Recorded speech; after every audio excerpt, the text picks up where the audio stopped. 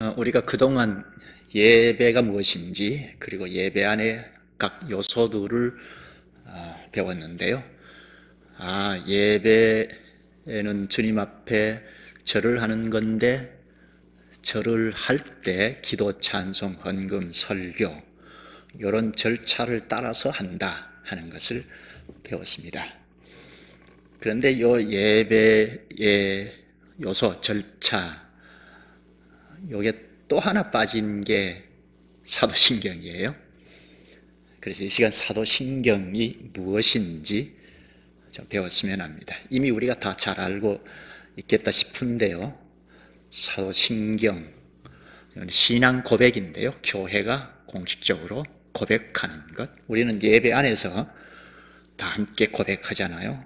하나님 앞에 이렇습니다 하고 고백하는 건데, 그러니까 알고 고백하는 것이 옳죠.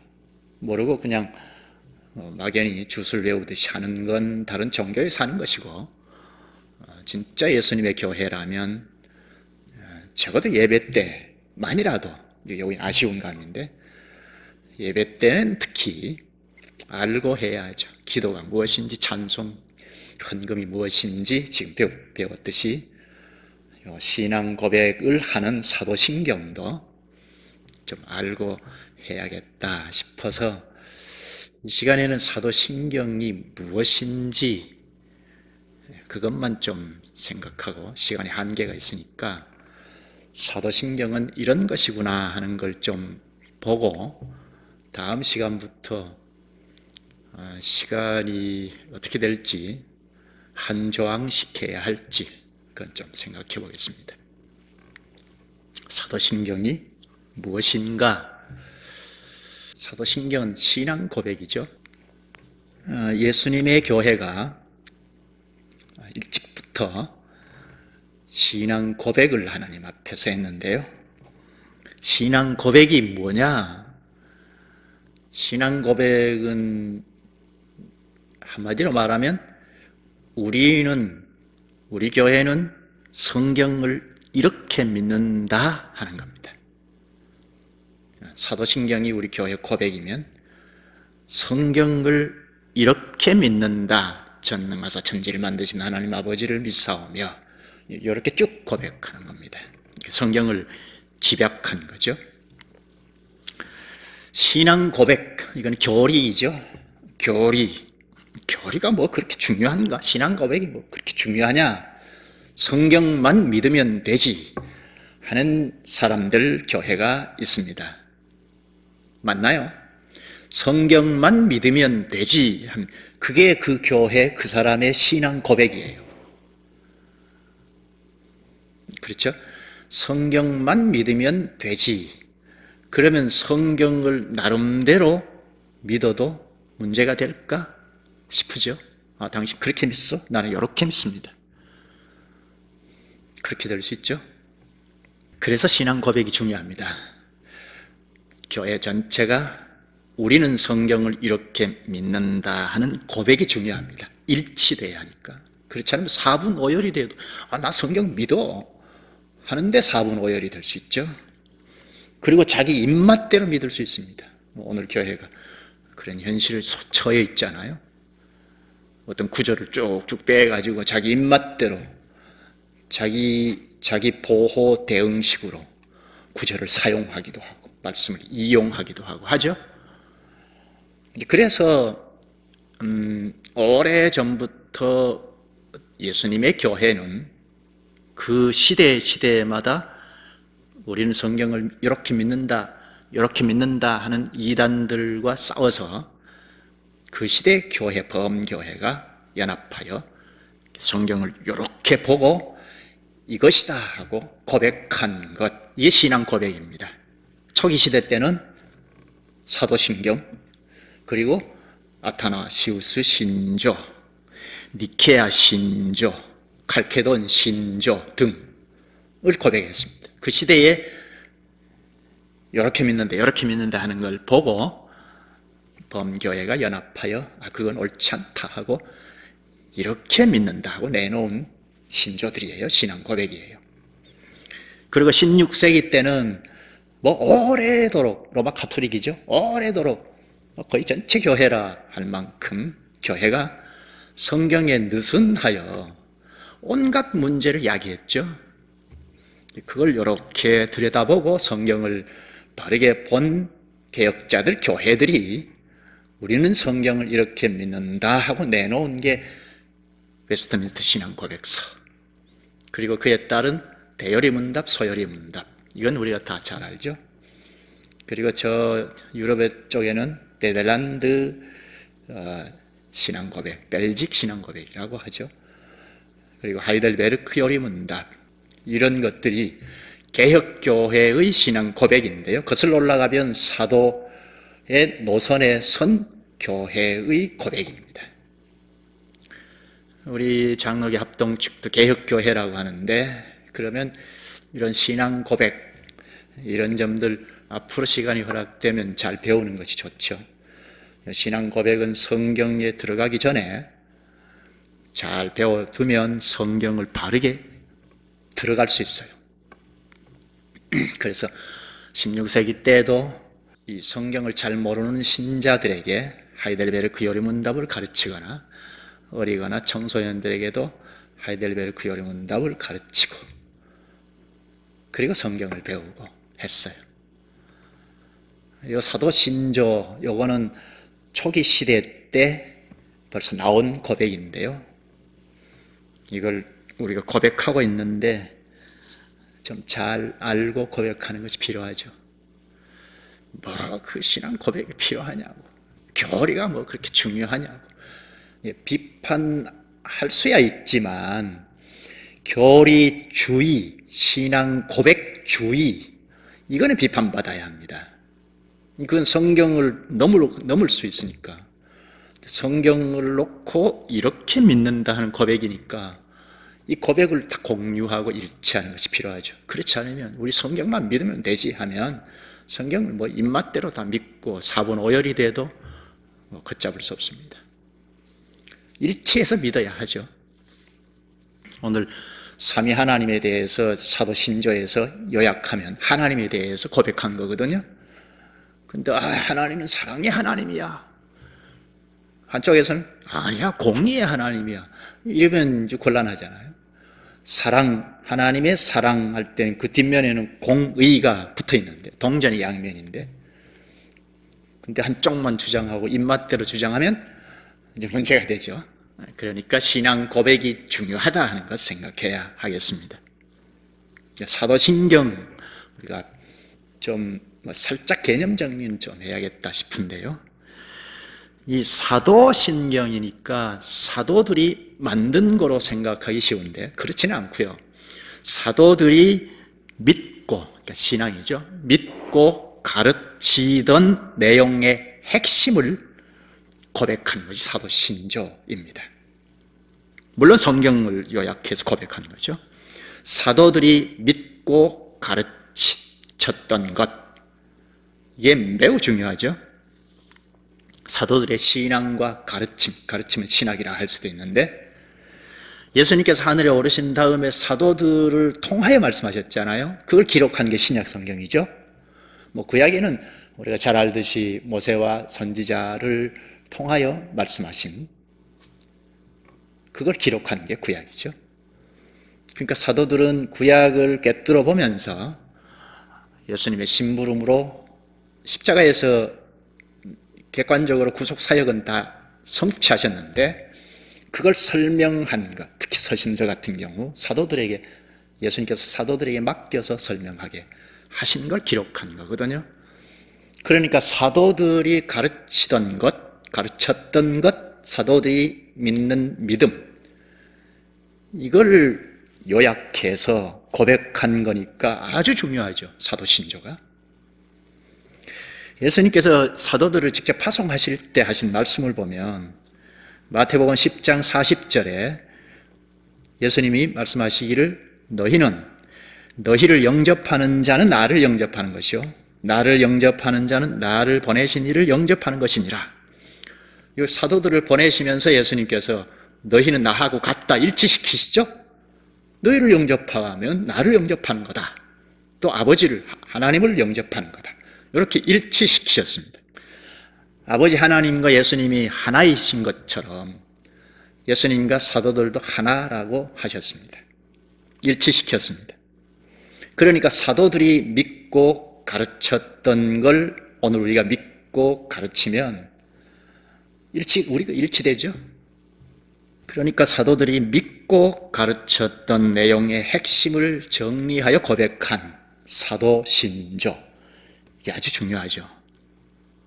사도신경은 앞에서 우리가 보았지만 이렇게 보면 12조항으로 되어 있는데요. 천능하사 천지를 만드신 하나님 아버지를 내가 믿사오며, 첫째 조항이고, 둘째는 그 외아들 우리 주 예수 그리스도를 믿사오니, 이렇게 해서 12조항으로 되어 있습니다.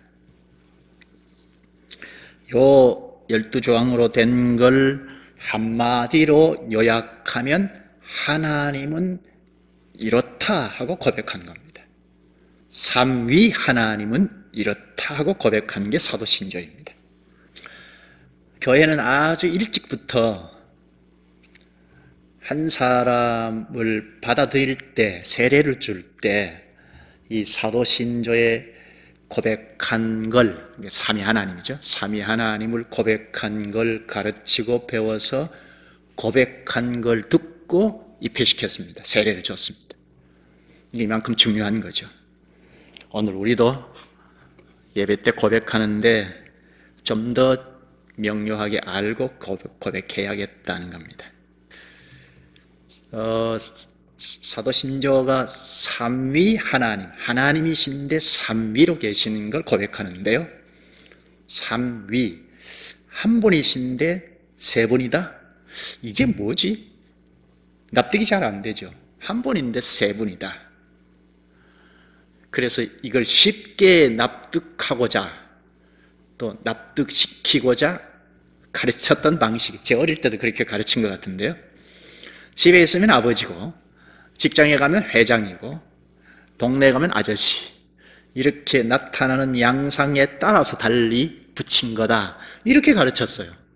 납득은 쉽죠. 이건 양태론이라고 하는데요. 이해하기는 쉬운데 일찌감치 이 양태론은 이단으로 축출이 됐습니다.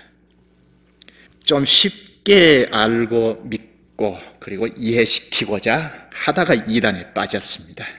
성경 말씀을 좀 쉽게 납득하고자 이성으로 좀 알고 뭘 믿겠다, 이렇게 하다가 이단에 빠지는 경우가 많습니다.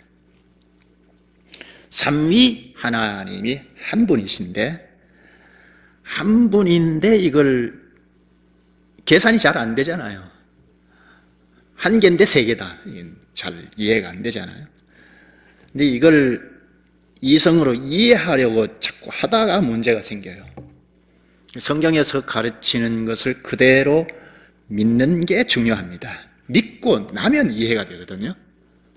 나름대로 자꾸 따져보기도 하고, 물론 그냥 쉽게 단순하게 믿습니다 이렇게 가면 곤란하고, 나름대로 납득을 하려고 그러면 내가 믿겠다 이러면 좀 문제가 됩니다.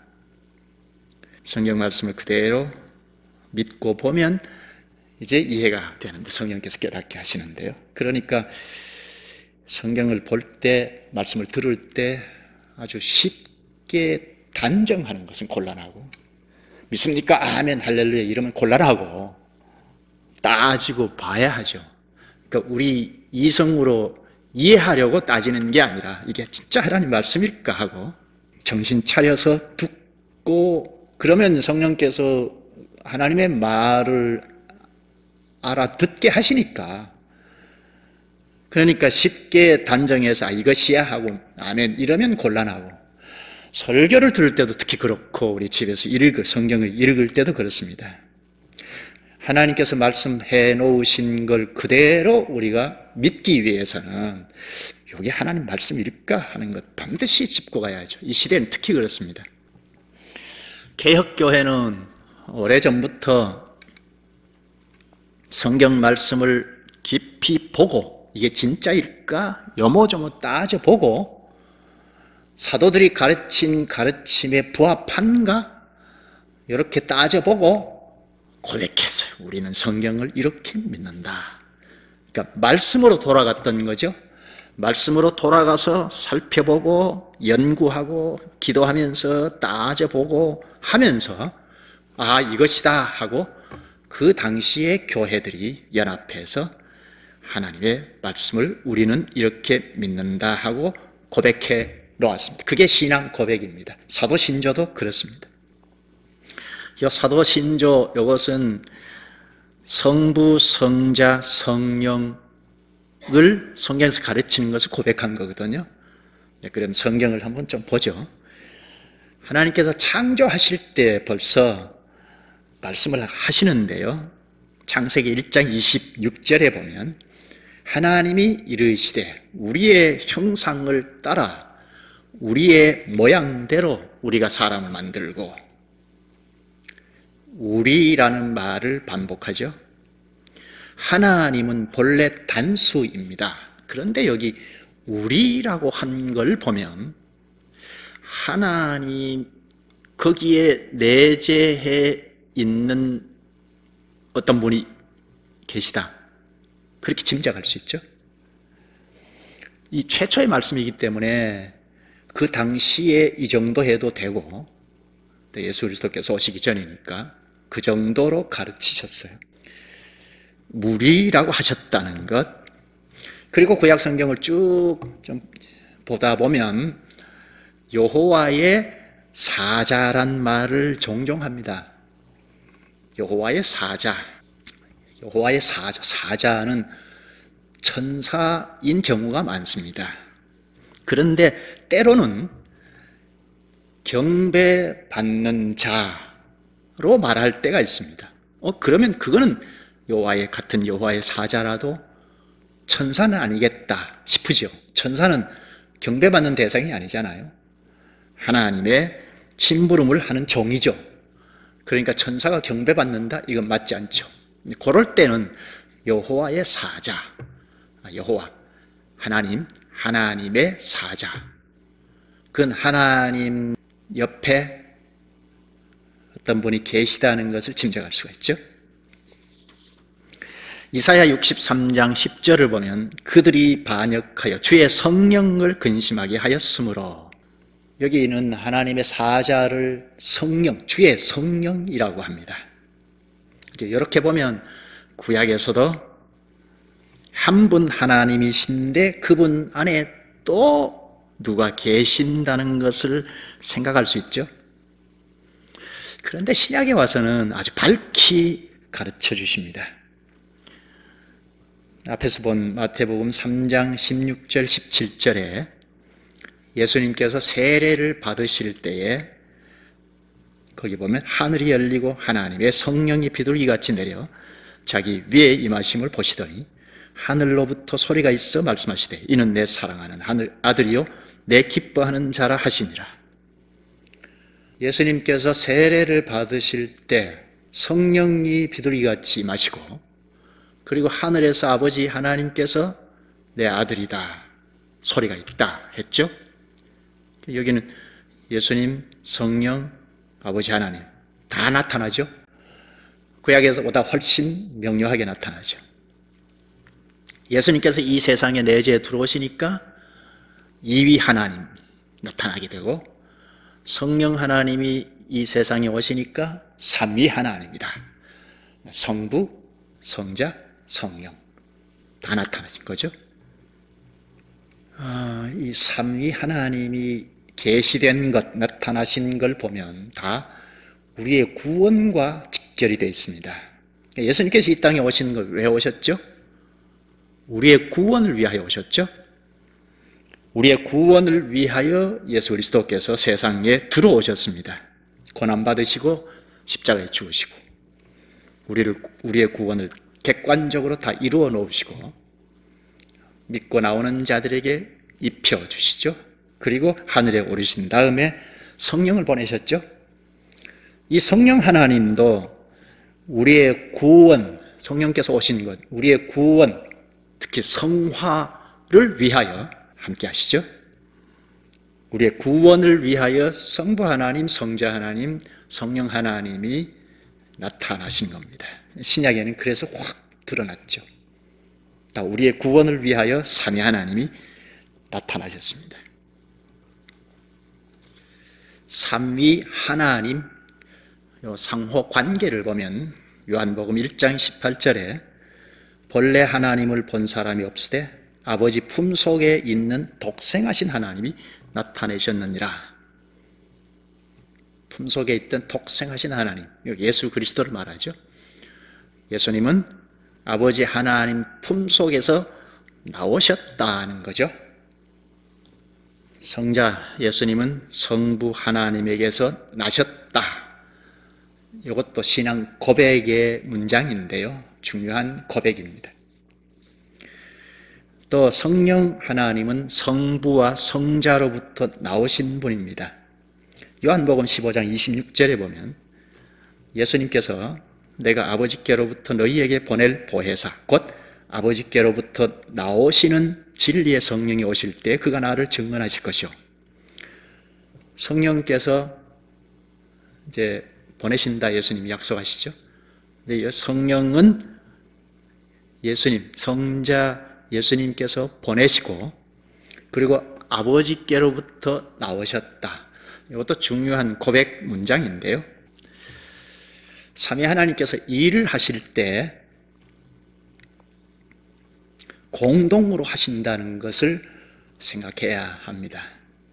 요한복음 1장 1절에부터 보면 태초에 말씀이 계시니라 이 말씀이 하나님과 함께 계셨으니 이 말씀은 곧 하나님이시니라 그가 태초에 하나님과 함께 계셨고 만물이 그로 말미암아 지은 바 되었으니 지은 것이 하나도 그가 없이는 된 것이 없느니라. 여기 말씀은 누구죠? 말씀으로 계시다가 지난 성탄 기념을 했는데 예수님이죠. 예수님 말씀으로 계시다가 오신 거죠. 근데 여기 태초에 말씀이 계신다 하는데 여기 태초는 창세기의 태초하고는 좀 다른데요. 그러니까 창조 전에 영원의 세계이죠. 그때 이미 말씀이 계셨다. 예수 그리스도께서 계셨다는 거죠. 그런데 만물이 그로 말미암아 되었다. 이제 창조했다는 거죠. 그러니까 성부 하나님만 독단적으로 창조하신 것이 아니고 예수님께서 함께 창조하셨다는 겁니다.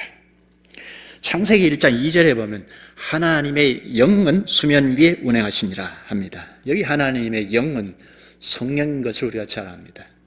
그렇다면 창조하는 일에 거기 성자 예수 그리스도께서 계시고 성령도 계시고 하셨다는 거죠.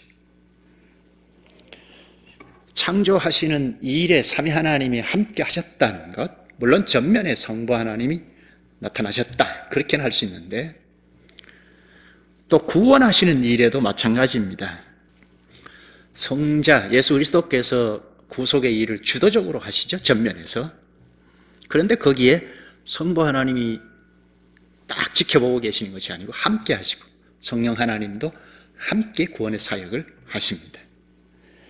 이렇게 창조는 물론이고 구속 그리고 성화도 우리의 성화도 성령께서 전면에서 일을 하시지만 성부, 성자, 하나님 같이 하신다 하는 겁니다. 세 분의 사역이 구분이 되긴 하지만 함께 하신다는 겁니다. 이 삼위 하나님은 나누어진 때가 없었습니다. 분리될 때가 없었습니다. 늘 함께 하시고 교통하십니다. 우리를 구원하러 오신 예수님께서 이 세상에 계실 때 아무도 알아주는 사람이 없었죠. 그러나 요한복음 5장 17절에 내 아버지께서 이제까지 일하시니 나도 일한다 하셨습니다. 아버지 하나님도 일하시고 예수께서도 일하신다. 예수님이 아버지와 깊이 연결이 되어 있다는 겁니다. 예수님은 아버지를 분리할 수 없죠. 아버지를 그걸 사랑으로 표현한다면 사랑하시기 때문에 십자가에서 죽는 일까지 순종하셨죠. 또 예수님께서 성령을 보내겠다 약속하실 때 이렇게 말씀하십니다. 요한복음 6장 13절에 보면 성령 그가 스스로 말하지 않고 오직 들은 것을 말하며 장래 일을 너희에게 알리시리라. 성령께서 하나님이신데 자기 스스로 뭘 독립적으로 하실 수 있잖아요. 근데 그렇게 하지 않고 예수님이 가르쳐 주신 것을 하시고 가지고 하시고 예수님만 나타내신다 하는 겁니다. 이처럼 삼위 하나님께서 공유하시고 분리되지 않으시고 일하실 때 함께 하신다 하는 겁니다.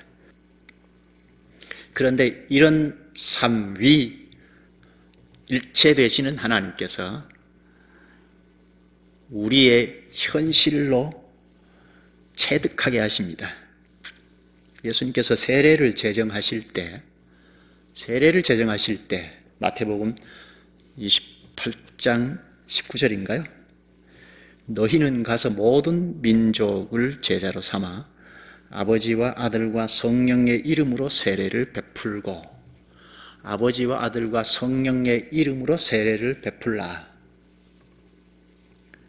삼위죠. 삼위 이름으로 이건 삼위 권세로가 아니고 삼위 하나님 안으로 세례를 베풀라입니다. 삼위 하나님께서 뗄 수 없는 관계에 있는데 이 안으로 세례자도 세례 베풀어서 안으로 연합이 되었다는 것을 사인하라는 겁니다. 교회인 우리가 세례로서 삼위 하나님 교제 안으로 참여했음을 알아야 하죠. 이거에 대해서 이제 희미하니까 교회원 교제가 삼위 하나님과 교제하는 그 안에서 교제하는 교제가 안 되는 거죠. 세례를 받을 때 벌써 삼위 하나님이 교제하고 사귀는 그 안으로 참여했다는 사인이에요, 세례가. 요한일서 1장 3절에 우리의 사귐은 교회의 사귐은 아버지와 그의 아들 예수 그리스도와 더불어 누림이라. 삼위 하나님과 사귀는 이 교제가 교회 안에서 이루어진다는 거죠. 그래야 하죠.